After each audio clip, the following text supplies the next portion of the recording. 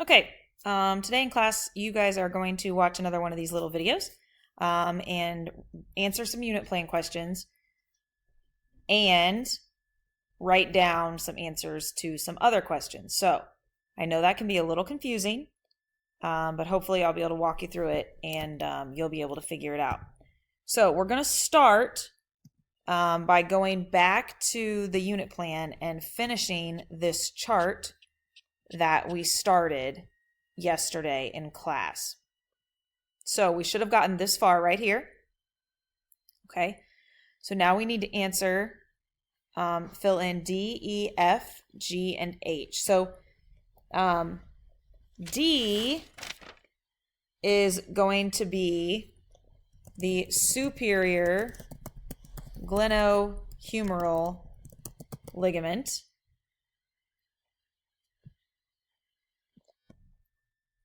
E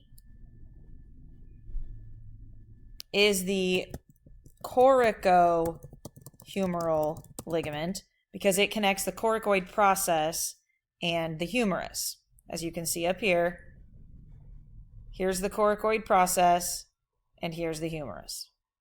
Okay, F and G are the middle and inferior. F and H are the middle and inferior glenohumeral ligaments.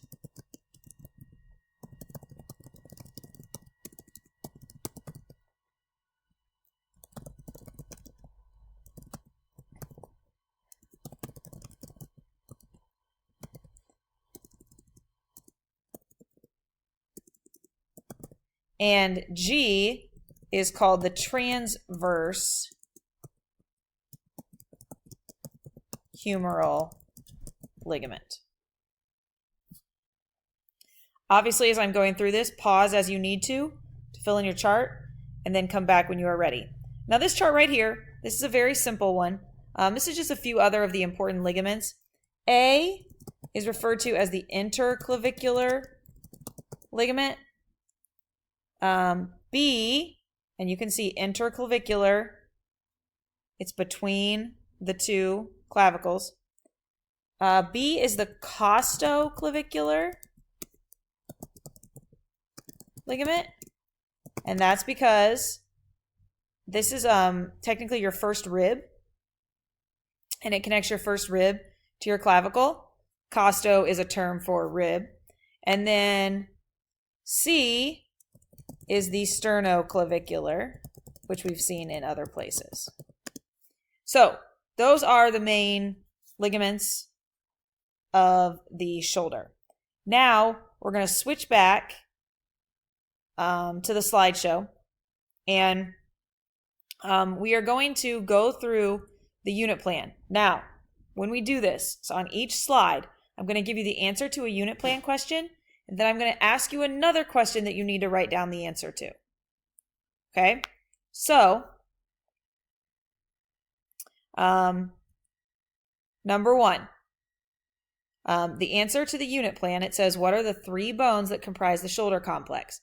That's the clavicle, the humerus, and the scapula. We already talked about that. Clavicle is your collarbone, the humerus is your arm bone, scapula is your shoulder blade. Now, the question I'd like you to answer is, what is one thing you would like to continue doing in this class? What is one thing you would like to continue doing? If you could pick just one thing, what is one thing it may be something we've done once, maybe it's something we do all the time. What is one thing you'd like to continue? All right, so that's number one on your unit plan. That's the answer. And then on a piece of paper, you should have written down what is one thing you would like to continue. Number two on the unit plan, it asks for what the four articulations are of the shoulder. So these are basically like the places where two bones come together. So we have the sternoclavicular,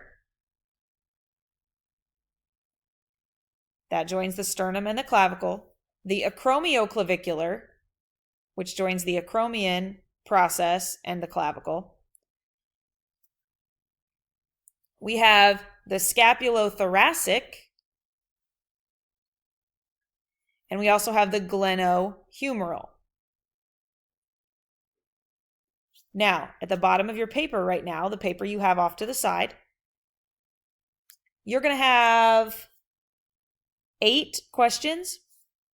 So at the bottom, if you want to put bonus, I'll give you an extra credit point if you can tell me which one of those 4 right there our Southern friend said was a false, quote unquote, false or floating joint. One of those 4 that I just mentioned that's on the screen right now was a false or floating joint.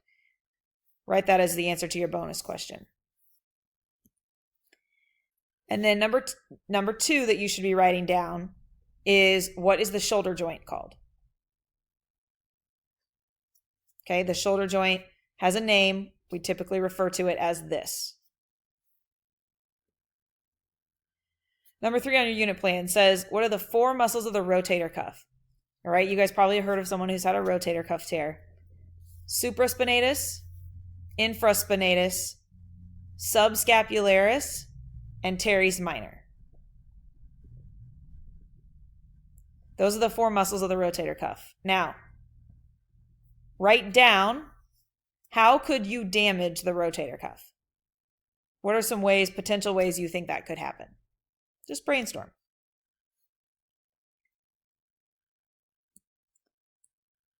Number 4 on your unit plan is keys to prevention.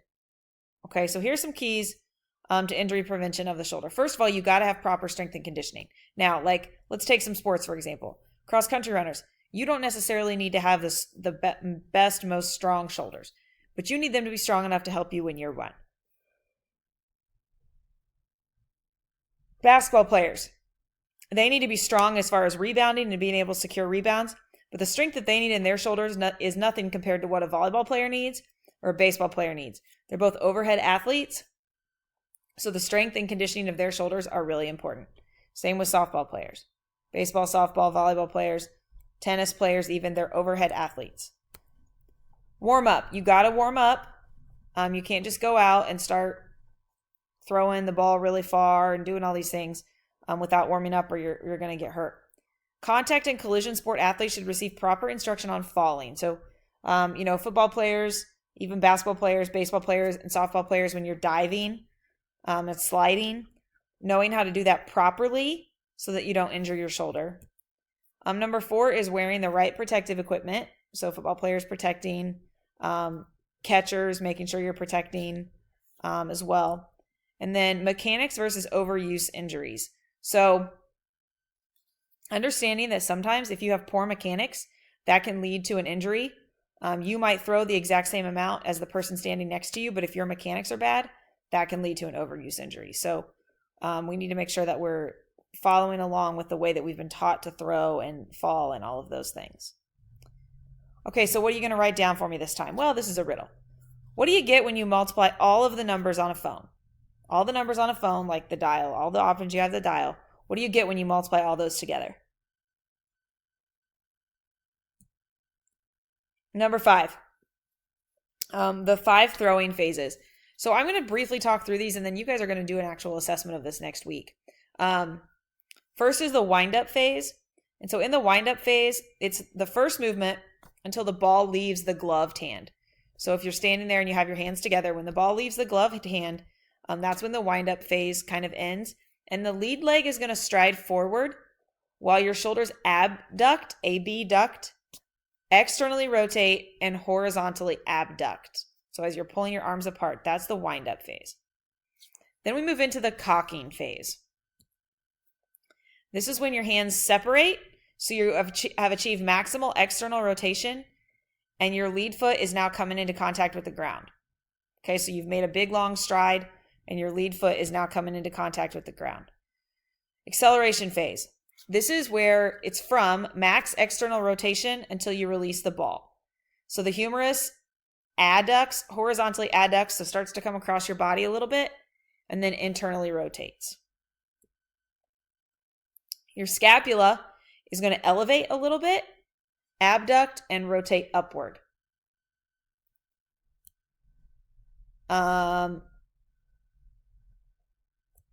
Oh, this is my fault. It looks like we have a repeat here of the 3 phases. Let me see if I get the other ones up here. Sorry about that. Check that. Wind up phase, cocking phase, acceleration phase.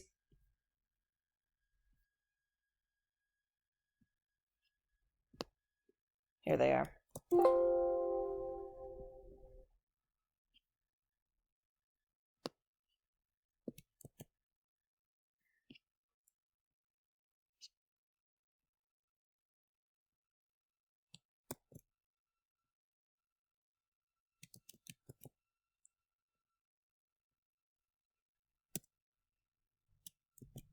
All right. The deceleration phase. This is from the ball release until max shoulder internal rotation. So when your shoulder is as far across your body as you're going to get. And we have an eccentric contraction. Now, we've talked about this before, but this is like the slowing down phase of your external rotators to slow down the humerus, while the rhomboids, those are muscles on your back, slow down the scapula. And then we have the follow-through phase. This is the end of the motion when you have come back to a balanced position. So that back foot is probably now up in front, and you are now in a balanced phase. So wind up phase, cocking phase, acceleration phase, deceleration phase, and the follow-through phase. Your question on this one, fitting because we're talking about throwing.